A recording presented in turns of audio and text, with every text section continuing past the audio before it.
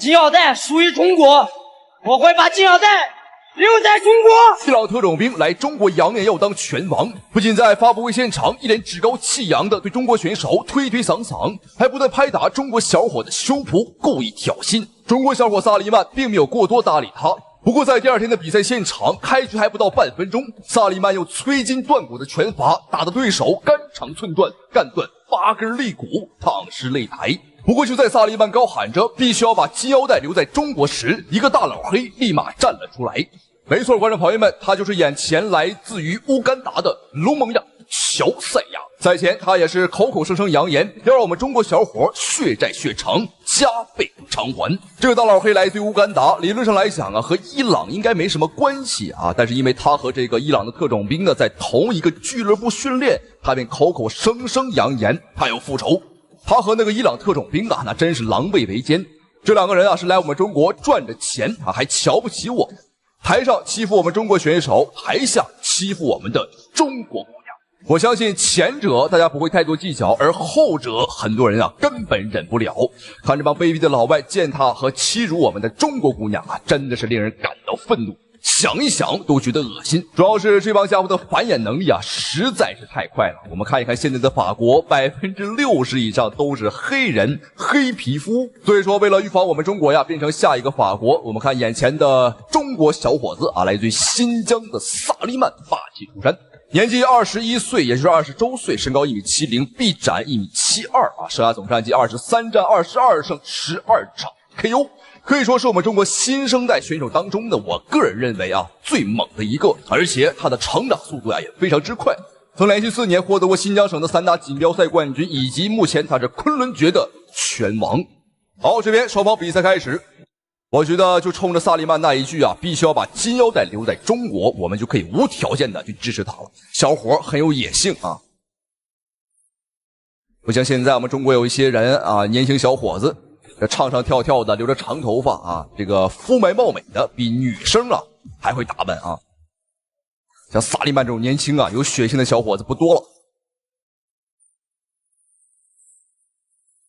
后腿的低扫，再踢，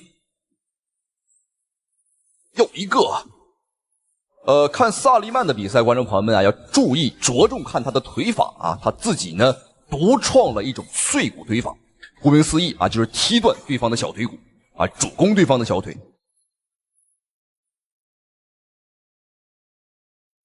对方的腿很长啊，踢起来也很方便。哎呦，这下是重心失衡，并不算萨利曼呢把对方踢倒，不过没关系啊。这个大老黑啊，他的泰式风格还是比较明显的啊，双手的报价呢拿得比较高，这是一个纯泰式的风格。但是你能护得住上面，我们不打呀，我们专踢你的腿。而且这个大老黑啊，本身个子就高啊，重心就不稳，漂亮。现在逐渐已经是有一点效果了，看对方的步伐呢是一跛一跛的。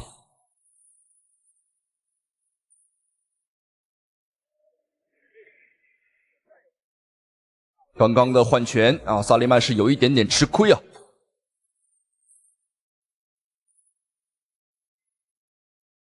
好，这是一个促踢，用这个前脚掌啊去踢对方的这个肋骨和肚子啊。如果踢准了的话，可以一脚起到必杀的作用。这招在日本的话叫3日月促，在我们中国的话一般叫促踢啊，或者说前踢。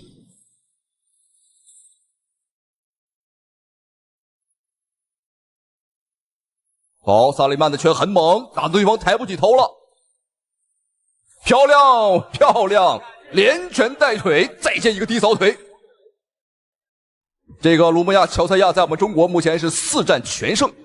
这一场比赛，我希望萨利曼啊，干脆给他打废啊，给他打回乌干达。原本在乌干达连饭都吃不起的货色，来我们中国挣到钱了，就开始瞧不起我们中国人。这种白眼狼啊，我觉得呢不可留啊。漂亮，一拳一腿，这连拳带腿的穿插进攻啊，让这个大老黑是防不胜防。我们看，这是第一次击倒啊，是重心失衡。萨利曼的拳很重啊，打得对方呢是栽栽愣愣。萨利曼的拳的确是够重啊，因为上一场比赛呢打伊朗特种兵的时候啊，他仅用了20多秒，不到30秒就 KO 了，打断了对方呢是8根肋骨啊，根根断裂。好，现在是第2回合了，看一下萨利曼的表现。要小心，这个大老黑在第2回合攻势很凶，打完就搂，还会进行一些袭击的动作啊，不给萨利曼呢发挥腿法的机会了。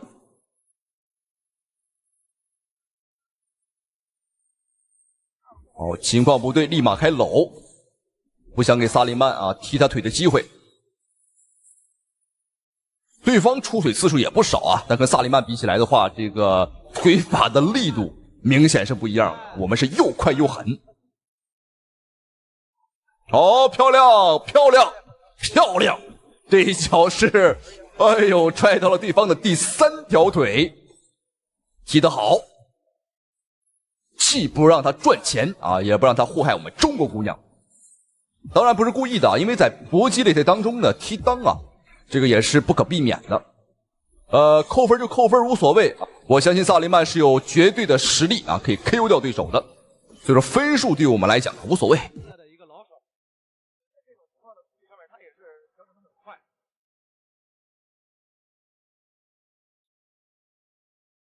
很明显啊，萨利曼的整体节奏呢要快对方很多，而且我每一次都能先手，节奏在对方之上。漂亮，前手打中，上步，连拳带腿，漂亮，很清晰的读秒，把对方打跪下了啊。看到打老黑的比赛啊，就忍不住想多说几句。对方明显被激怒了，又开始了自己恶心的搂抱战术。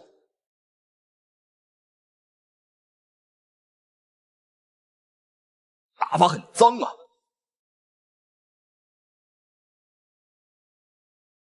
虽然说萨利曼的防守报价拿的并不是特别高，但是小伙年轻啊，反应速度很快啊。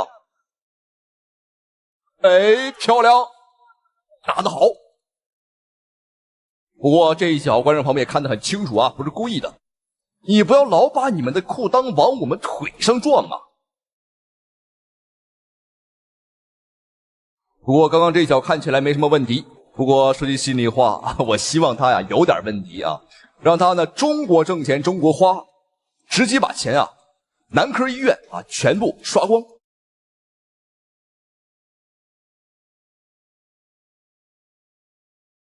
对手控制到角落，萨利曼的攻势很凶，压迫感也很强。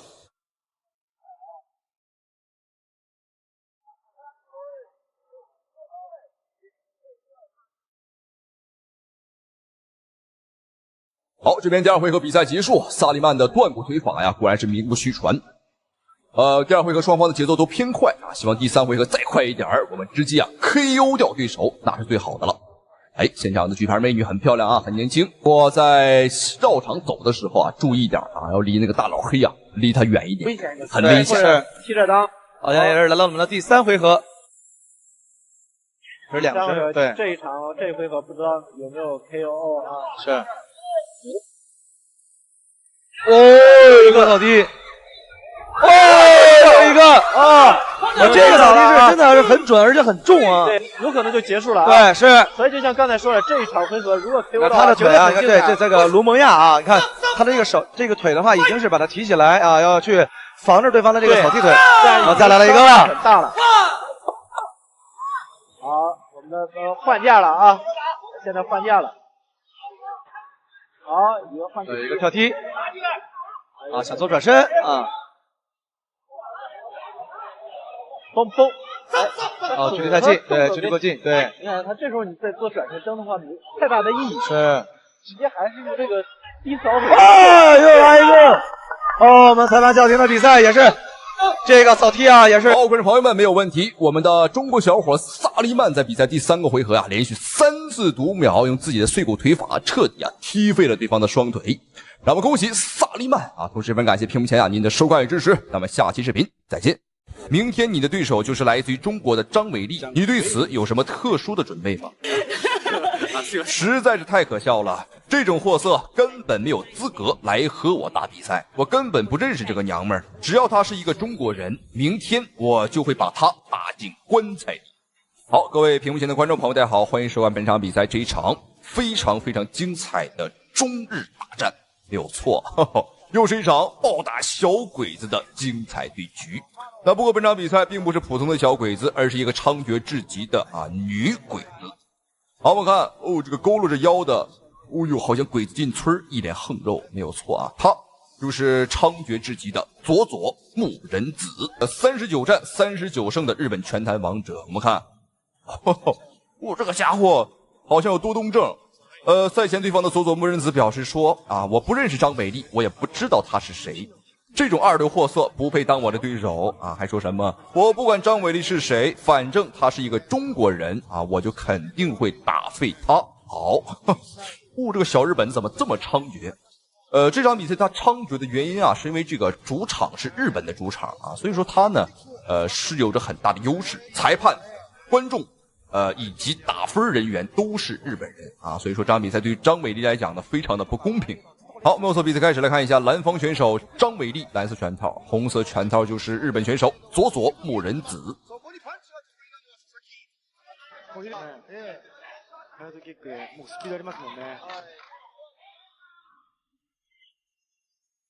张伟丽凭借连续的腿技来把控双方的一个距离。张伟丽原本是练习散打出身，所以说他的腿法呢是非常的厉害。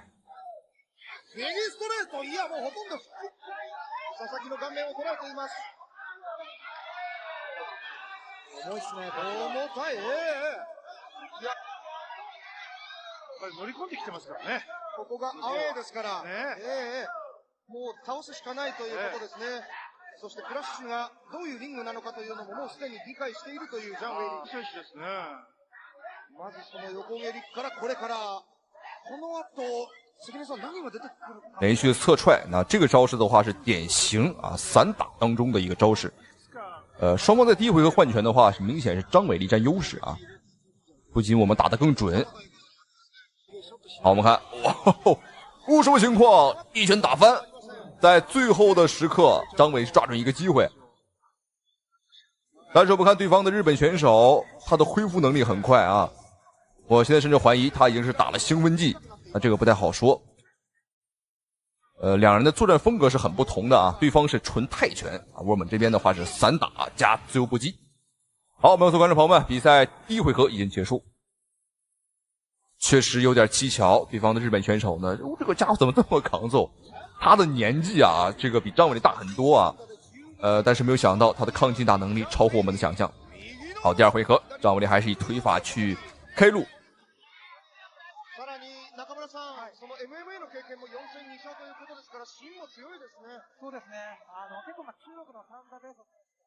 张伟丽这边的话是连拳带腿，整个打法上的话连贯性是非常的不错。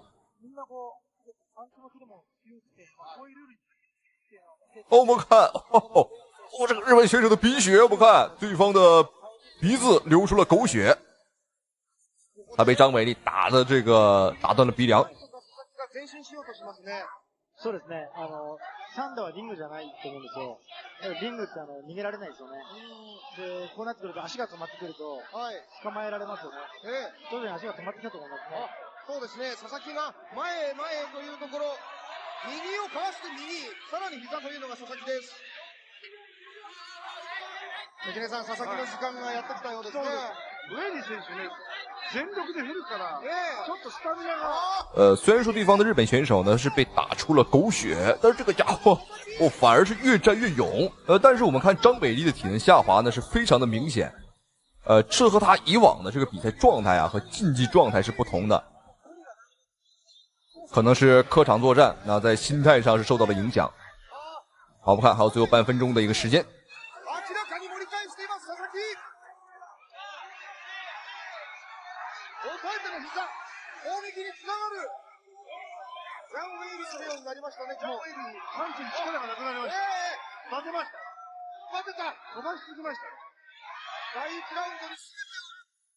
好，各位新的观众朋友们，比赛第二回合已经结束。我看对方的日本选手还是顶着鼻血，第二回合张伟丽在前半段是打得非常不错，但是后半段啊体能上是出现了断档。据说张伟丽在参加本场比赛之前，他是发生了一场高烧，而且呢，为了减重啊，他是48个小时没有睡觉啊，所以说现在的话，他可能是有点低血糖。好，我们来看一下最后一回的表现，好，连续侧踹，通过这样的一个战术和对方把持距离。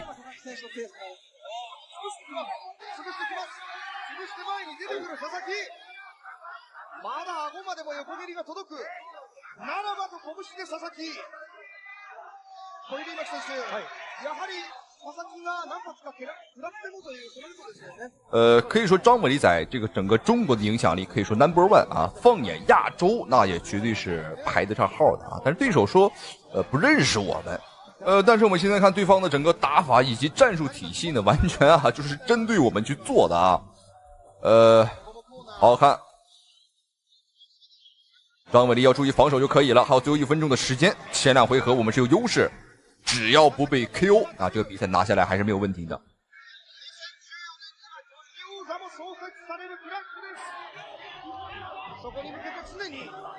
好，张伟丽还是有反击的能力，但是呢，他的拳速啊是慢了下来。这个时候就不要拼拳了啊！最后的30秒，张伟丽是一个。看到日本选手绝对不可能防守的这么一个性格。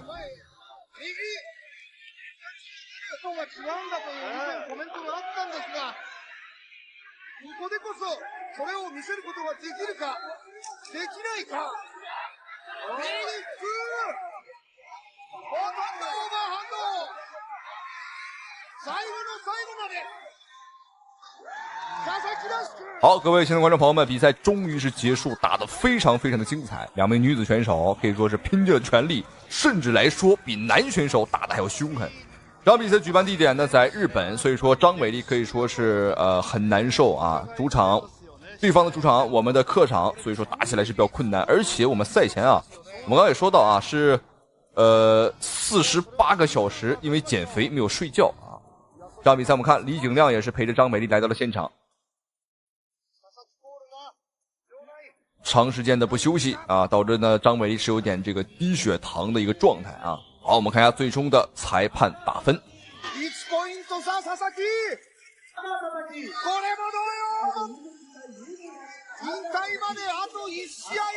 好，这场比赛非常的可惜，可能说张伟丽的状态并不是很好，但是虽败犹荣。那这场比赛实际上啊，那判给谁赢都是没有问题的，那这个比较属于分级判定了。只能说张伟丽今天的状态并不是很好，而且是客场作战啊。如果状态满的话，很好的话，肯定能击败对手啊，是不成问题的。但是状态不好的情况下，两个人啊，这个打平手是没有问题的，但是裁判却判给了对手。没有办法，这是日本的主场啊，我们只能是接受这个结果了啊。好，那么这场比赛到这里的话就结束了，咱们下期视频不见不散。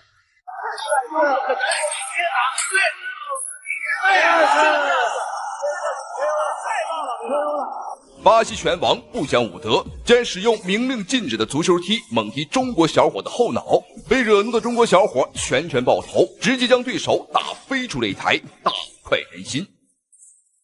有请蓝方，来自巴西的 Bruno Miranda。好，各位观众朋友们，欢迎收看本场比赛这一场非常精彩的中巴对局，中国大战巴西。好，我们看一下顺便出场的选手，这还跳了小舞，看他满脸春风，满脸得意，没有错，他就是来自于巴西的拳王米兰达。好，这个家伙把出场当成了走秀，你看他这个步伐像老太太一样啊，一迈一小步。好，这个米兰达的话来自于巴西啊，他的足球技术也非常的厉害啊。据说呢，他当年啊是想做一个足球运动员，但是没办法，巴西的这个足球竞争啊太大了，所以说选择了打拳击。但是这个家伙一直没有放弃当这个足球运动员的梦想。那这一次来中国更是狂言，要把中国选手的脑袋当球踢来训练他的足球技术，太狂了，观众朋友们。好，这个米兰达的话是33岁啊，一位拳坛老将了，上下战绩36胜18负2平。好，我们再一起来看一下我们中方的参赛选手，他的名字叫做赵帅。赵帅这个小伙子非常的年轻啊，也是我们中国散打界的一颗冉冉升起的新星。而且最重要的是，他才19岁。观众朋友们，才19岁，的确是非常的年轻。在我们看来，他是一个英勇无畏的小将，但是在对手看来啊，赵帅是一个毛还没长齐的小孩儿啊。对方呢不止狂，还狗眼看人低。好，观众朋友们，这场中巴对局千万不要错过了。我们看赵帅的气势上完全不输对手，但是这个年龄上啊，的确是小一些，作战经验上来讲也是少一些。当然我觉得没关系啊，我们的这个比较年轻啊，长江后浪推前浪，我直接把对方啊拍在沙滩上就行了。好，废话少说，比赛开始。黑色拳套，红色战袍，中锋选手赵帅，19岁，一位散打小将。上战绩目前的话是2战全胜啊。对方的话是米兰达，浑身上下纹龙画凤。这后背纹了是啥？仔细一看，这是土豆炖鲤鱼吗？还是什么东西？但是仔细一看的话，更像是茄子炖豆角啊。好，废话少说，看一下双方选手的精彩对局。也就是以泰拳为主，所以在一开场的时候呢，他的低扫明显的有泰式风格，已经连续3次打出来了脚的支撑点上。对，这是他可能主要的进攻的套路。但是赵帅自己赵帅发力非常棒，刚才有2个前手的刺拳击中了对手，而且后手拳应该也是打到了对方的防守线里边。好，我们看赵帅这个小伙子的确是年轻啊，打法呢是非常有冲劲儿啊，非常的猛。他不在乎对方是什么战绩啊，什么拳王，你看乱拳打死老师傅，说的就是这个场景，好漂亮！接腿后的重击，哎呦，这个接腿太漂亮了，对方也是有些招架不住。而且仔细看赵帅的拳法呢，还有一些这个俄式大轮摆，有点俄罗斯这个战斗民族的风格了。若有击中，若有击中。米兰达拳转。他们2位的体型来看呢，他们刚才的这组混乱的拼拳也能够看得出来，不只是2个人打中对方之后都没有什么反应。我觉得米兰达的力量因为他才矮了4码，他的身体维度比较的要粗一些。对，所以赵帅是不是可以适当的可以用正蹬腿啊，或者侧踏腿啊，控制他距离，打中远距离？其实到目前来看，比赛这是一个泰式。好，第一回合还有1分钟的时间。那目前来看，赵帅在分数上应该是要比对方高很多了啊，有效打击数更高。刚才赵帅还摇头挑衅对手，看一下能不能激怒对方的米兰达，看起来应该是起效果了。技战术抗阻性的朋克其实很重要。对，赵帅实际上可以多用前去打中远距离，可能对他更有利。即便是这个巴西的这种踢法，转身腾空后扫踢，这个在比赛里面非常少见。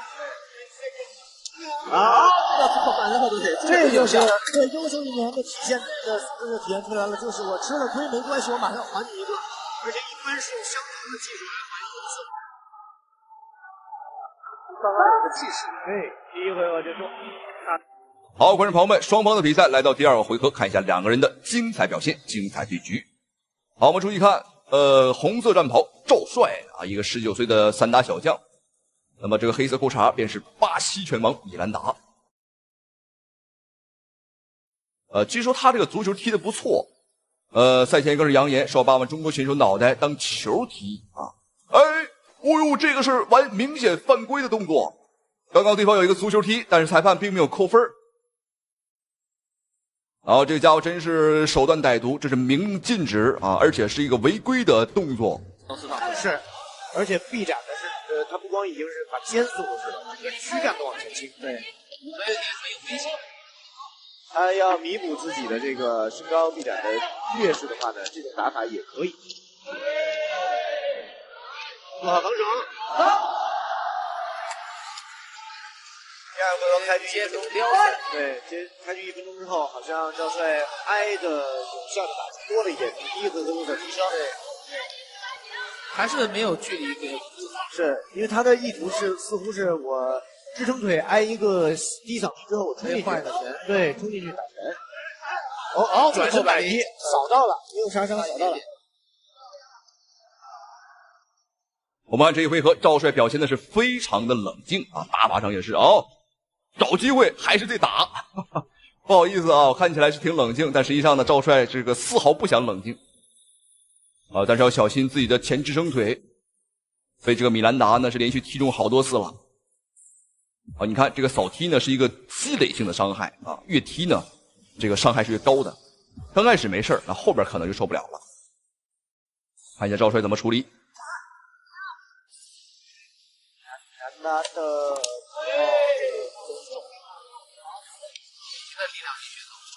合拳还有上下线的这个选手到目前为止他打的水准还是非常高的。你看，很顺，而且距离也打得对，能打进去。我觉得赵帅还是应该可以用一下正蹬或者侧太腿，距离不是好，也可以支持。其实刚配合要是2次刚扫摔倒了，对，那么有1次转身后蹬非常漂亮，转身后蹬。然后这个双方同时的变体，很戏剧性，对，很戏剧性，像默契。好，这个好，变体。在绳圈上面的合拳进攻。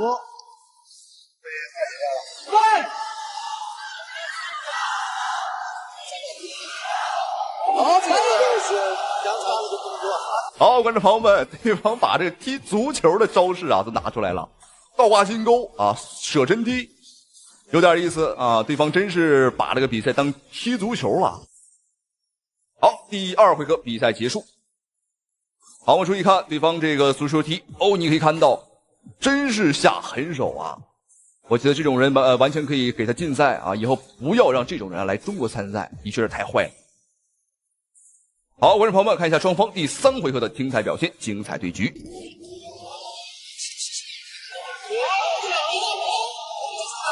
重要的一局，对，独拔，肯定独拔了，而且他抓紧时间打下一轮，没错，这方非常重要。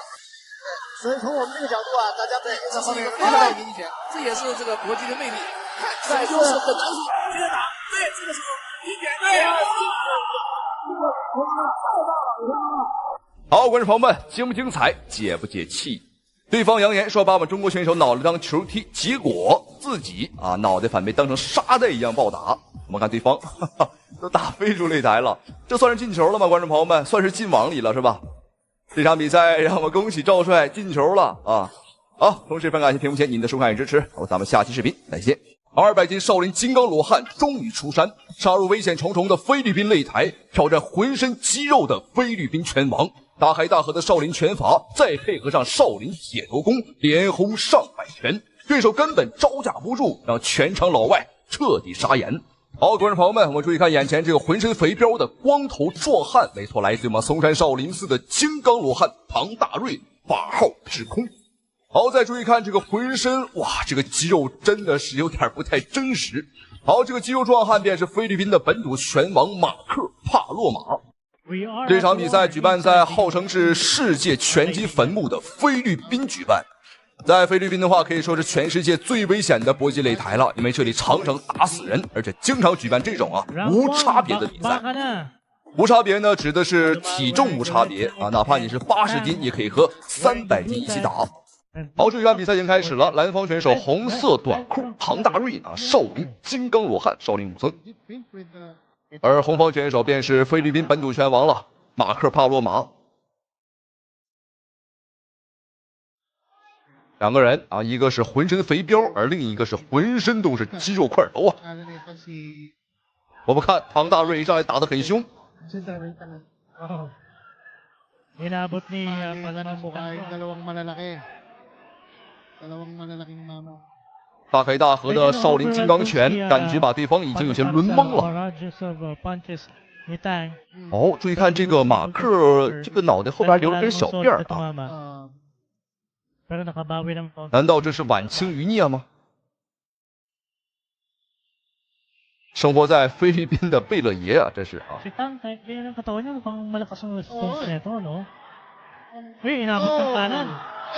哦，唐大瑞吃了好几拳，但是他扛住了。少林铁头功可不是跟你开玩笑的。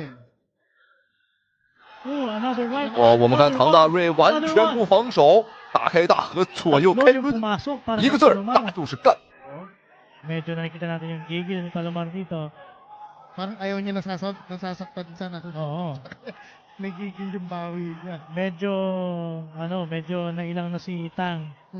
Dahil na malamang naramdaman niya yung punches. Another one, a jab. Pumasok. With a belt like that, 作为少林弟子，可以说抗击打能力啊，观众朋友们，他是基本功。但是貌似唐大瑞他浑身的肥膘啊，能让他的抗击打能力更上一层楼啊。 Kahapon sa weigh-ins, talagang para akong na-cover ng ulap during the weigh-ins. 这场比赛，观众朋友们千万别眨眼，重磅级的比赛啊，随时都有可能产生 KO。 Parang nagigigil na. Tinataan ni Palomar sa boxing kung laban ito. Jab, pumasok yun. 哦，小心，唐大瑞吃到了一个后手拳。 不过这个下巴，哎呦，这是钢铁下巴吗？菲律宾拳王马克尝试从各个角度打肚子、打脖子啊、打下巴、打脑门啊，都打不动，并不是对方的力气不够大，而是唐大瑞的抗击打能力太恐怖了。你看，就是打不动。 Alam mo, most of the Chinese fighters I know and who competed sa URCC, matitibay ang mukha. 这个马克频频使用激将法，不断去刺激唐大瑞。但是少林金刚罗汉毕竟是和尚啊，心态上来说呢，应该是很稳。毕竟要做和尚，想出家的话，最基本的要做到四大皆空。所以说，想激怒我们没那么轻松。好，这边比赛第一回合已经结束，双方的比赛的确非常精彩啊。唐大瑞虽然说分数不占优势，但气势这一块已经打出来了。今天我们来这块呢，也并不是来打分数的，我们的目的很简单啊，就是要 KO 对手。好，这边双方第二回合比赛继续。我们看少林寺的金刚罗汉，哇，一上来便开冲。 不过要小心呐，完全不做防守，这是很危险的。最好的话就是防守再加抗击打能力很强，二者结合一下，我觉得可以做到天下无敌呀。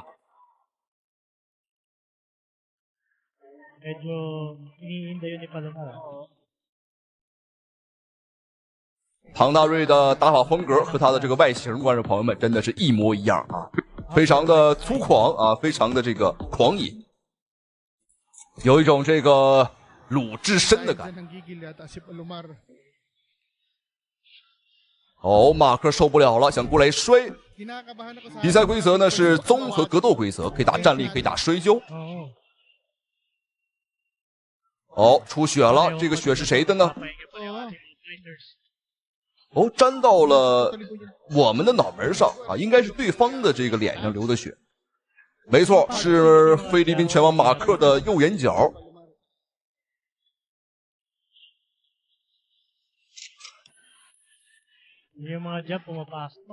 好，继续大开大合。哦，唐大瑞小心，有些晃了，有点晃。哦，反手一拳，对方晃了。Oh my goodness! What happened? 唐大瑞武松打虎。哦，对方已经没有能力反抗了，比赛结束。哇，非常精彩！客场作战，少林武僧拿下了胜利。这是唐大瑞第一次打比赛，而且还是第一次出国打比赛，真的是非常不容易。虽说是习武中人，实力很强，但毕竟是比赛呀，比赛是有规则的，对我们的功夫啊，对我们的实力有着非常大的限制。在上场之前，唐大瑞只提了一个要求，如果打赢了之后啊，必须把5星红旗给他披上来。虽说是少林弟子，少林出家中人，但他毕竟还是一个中国人。好，恭喜唐大瑞，咱们下期视频见。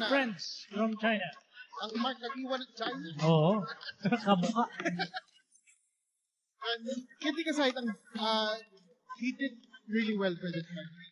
And Tito JC, any final words bago tayo magtapos na tonight? Yes, so, thank you sa mga sumama sa amin to start to finish sa live stream na URCC on our page.